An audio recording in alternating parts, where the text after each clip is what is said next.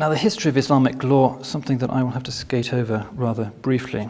The important thing to remember is that there are divergent interpretations, and that within 200 years of the Prophet's death, these coalesced into four broad traditions of interpretation, which are known as madhabs. I spelt this incorrectly. There's two H's there. A madhab, sometimes translated as a rite, R-I-T-E, because obviously it includes patterns of worship. The type of prayer done by a Maliki might be different to the prayer said by a Hanafi, in small details, whether you hold your hands like that or like that. In about 30% of the rulings of Islamic law, there are differences from madhab to madhab. There are four of these in Sunni Islam, and all four of these exist today, and they prevail in different countries. I'm not sure it's necessary for me to go into great detail there, except to say that in North Africa, for instance, the Maliki madhab prevails. Why don't I just write down their names, since it's fairly important.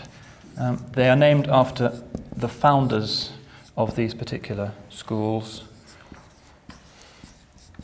who were 2nd and 3rd century. Got this wrong.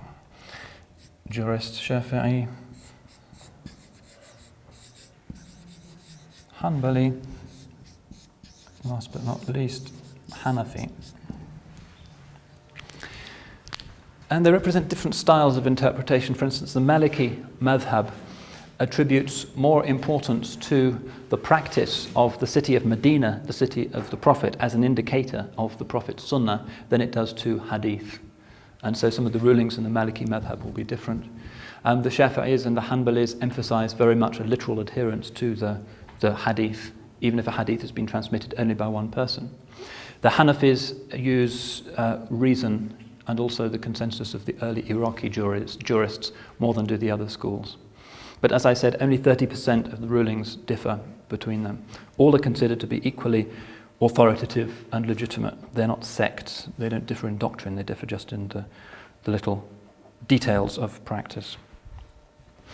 They differ in terms of the number of their adherents. The Hanbalis are very few. There's probably only about 5 or 6 million nowadays.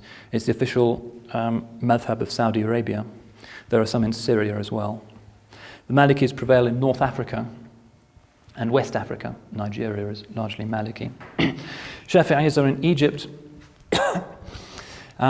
Syria, Uzbekistan, and Malaysia and Indonesia.